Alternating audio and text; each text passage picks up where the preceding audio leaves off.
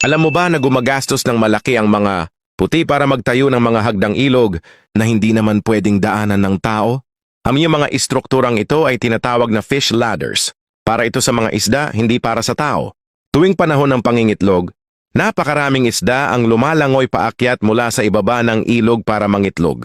Pero dahil may malalaking dam na humaharang, nalalagay sa peligro ang ilang species na baka tuluyang maubos. Kaya naimbento ang fish ladder para tulungan silang makatawid at makarating sa itaas ng ilog para makapangitlog. Iba-iba ang anyo ng mga fish ladder, may hugis pamaypay, bilog o parisukat. Nagkakaiba rin ang dami ng baitang at ang pagkahilig depende sa tindi ng agos ng tubig. Ang pangunahing layunin nito ay bigyan ng mga isda ng daan para makatalon pataas sa bawat baitang. Para mas makaakit ng mga isda, pinapabilis ang daloy ng tubig sa mga baitang para malinaw ang kaibahan nito kumpara sa karaniwang agos ng ilog.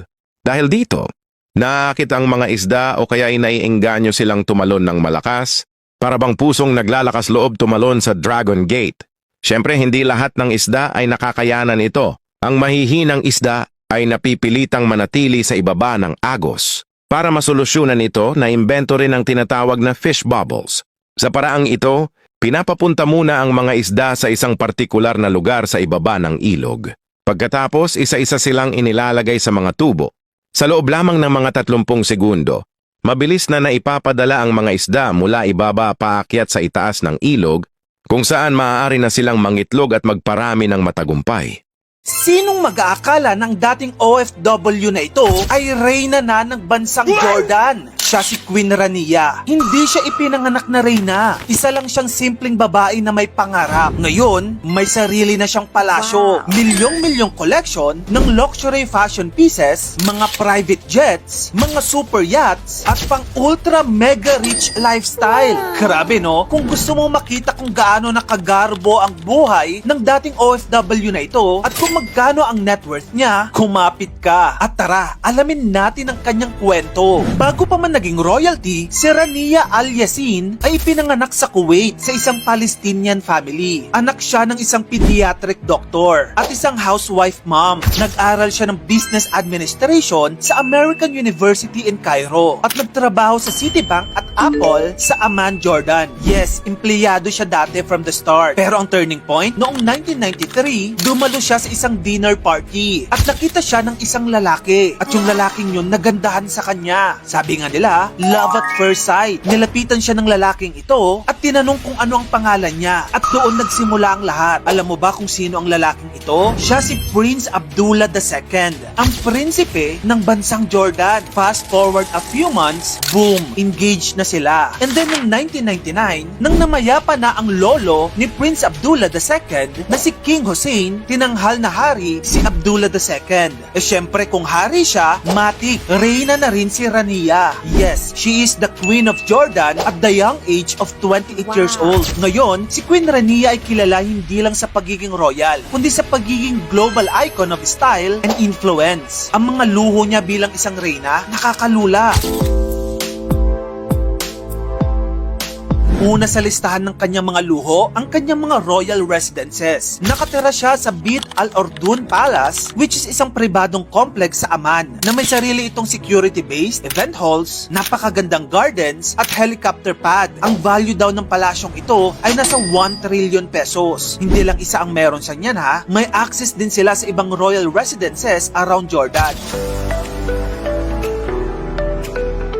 Tuwing babiyahe naman si Queen Rania, hindi lang siya basta sumasakay. Ginagamit niya ang kanyang mga private jets kasama si King Abdullah para sa mga state visits sa Buckingham Palace, White House, Davos at iba pa. Ang isa sa kanyang mga private jet, ang Gulfstream G650ER na ang presyo, $70 million or 4 billion pesos. Meron din siyang super yacht. Ito ay ang fee na ang builder ay ang Royal Husman ng Netherlands. Ang presyo nito, $50 million or 2.6 billion pesos. Si Queen Rania ay regular din sa mga runway-ready looks galing sa Dior, Valentino, Givenchy, Prada at Chanel. May mga custom gown siya na umaabot sa 5 million pesos pataas kada peraso. And she's often seen wearing heels na 1 million pesos ang presyo. Pero syempre, hindi lang puro luho ang alam ni Queen Rania. Dahil galing din siya sa normal na pamumuhay noon, hindi niya nakalimutang magbalik sa mga nangangailangan. Si Queen Rania ay kilalang advocate ng education, women empowerment at refugee rights. Nagtayo siya ng mga school programs, scholarship foundations at youth development groups gaya ng Queen Rania Foundation. Pero ang tanong, sa dami ng mga ganap ni Queen Rania's net worth ay nasa tinatayang $10 billion. O kung i-convert sa peso, ito ay nasa 560 billion pesos. Yan ay kapag sinama mo na ang royal assets ng kanyang asawa na si King Abdullah II. Grabe no, mula sa pagiging OFW hanggang sa pagiging global fashion icon, ngayon, reyna na ng bansang Jordan. And ang ilang mga Pinoy celebrities ay nalunod sa kakatrabaho na ang ilan sa kanila nakalimutan na ang pangarap nilang magkaanak hanggang sa hindi na nila namamalayang matanda na sila. Kaya naman marami sa ating mga iniidolo ang kinonsider ang tinatawag na surrogacy. My partner and I decided, okay, let's try surrogacy. Ang surrogacy ay proseso na kung saan ipapahiram ng isang babae ang kanyang sinapupunan para dalhin ang anak ng ibang tao.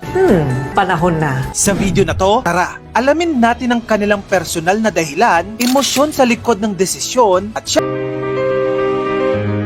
Noong 2015, magsi-60 years old na si Doktora Vicky Bello, meaning senior citizen na siya that time. Pero hindi pa rin nawala ang pangarap nila ni Hayden na magkaroon ng sariling baby. And that same year, ipinakilala nila si Scarlett Snow Bello. Ipinanganak sa tulong ng surrogate na nasa US o Mexico. Wala silang inilabas na opisyal na gastos. Ngunit base sa professional estimates, cited ng sources, ang buong proseso ay maaaring umabot ng $75,000 to $150,000 or 4 to 8 million pesos. Yan ay kung donor egg ang ginamit. Para sa kanila, ito'y paraan para maging magulang nang hindi sumasailalim sa public scrutiny, preserving dignity while fulfilling dreams.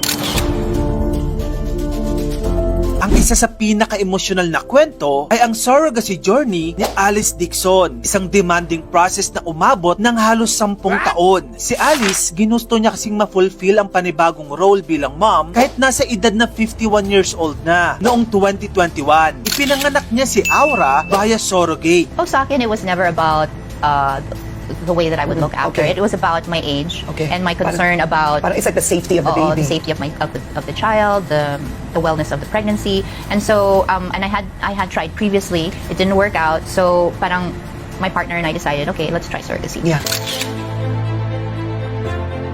Noong February 2019, ipinakilala ni Corina Sanchez at Mar Rojas ang kanilang kambal na sina Pepe at Pilar. Ang kanilang surrogacy journey ay matrabaho, ngunit maligayang karanasan sa Amerika. Pinili nila ang gestational surrogacy abroad dahil hindi pa legal ito sa Pilipinas. Bagamat hindi ibinunyag ang eksaktong presyo ng kanilang nagastos, ang estimate sa standard na gastos ay nasa $40,000 to $50,000 or 2 to 2.5 million pesos. Depende pa yan sa donor at clinic. Ginawa nila ito para maging ligtas sa legal na proseso at regulatory concerns para sa mga anak na ligtas at may proper documentation. Time has changed people's minds about this.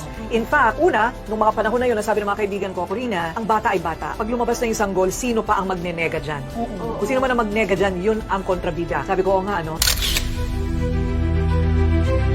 Si Joel Cruz ang pinakamatibay sa kwento sa listahang ito. Noong 2012, nagsimula ang kanyang journey sa surrogacy sa Russia. Ngunit hindi iisa ang kanyang naging anak. Simula noon, nakawalong anak na siya. Yan ay dahil sa tulong ni Lilia, isang Russian surrogate, gamit ang kanyang sariling eggs. Sobrang committed siya. Umabot sa 52 to 54 million pesos ang kanyang ginastos. Ibig sabihin, kada set ng twins, tumatayang 12 million pesos ang kanyang gastos. Kapag solo baby naman, 9 million pesos. Kasama na dyan ang kanyang business class flight tuwing lumilipad siya papuntang Russia. Bakit daw niya ito ginawa? Para tuparin ang pangarap niya magkaanak bilang isang openly single gay man na may kakayanang maglaan ng love at care sa kanyang mga sariling anak. No, hindi pa sila nakapanganak via surrogate. Pero sina Jenilyn Mercado at Dennis Trillo openly considered it bilang option. Sa kanilang YouTube vlog, ibinahagi nila ang komplikadong path patungo sa parenthood. Hindi ito natuloy, pero ang kanilang openness sa surrogacy reflects the emotional honesty sa kanilang journey bilang couple facing fertility stress. Ang surrogacy sa Pilipinas may cost around 800,000 pesos. That's for local gestational embryo transfer. But most celebrities ay pinipili ang magpa-surrogate abroad for legal clarity. At minsan, dahil din sa itsura ng kanilang magiging anak.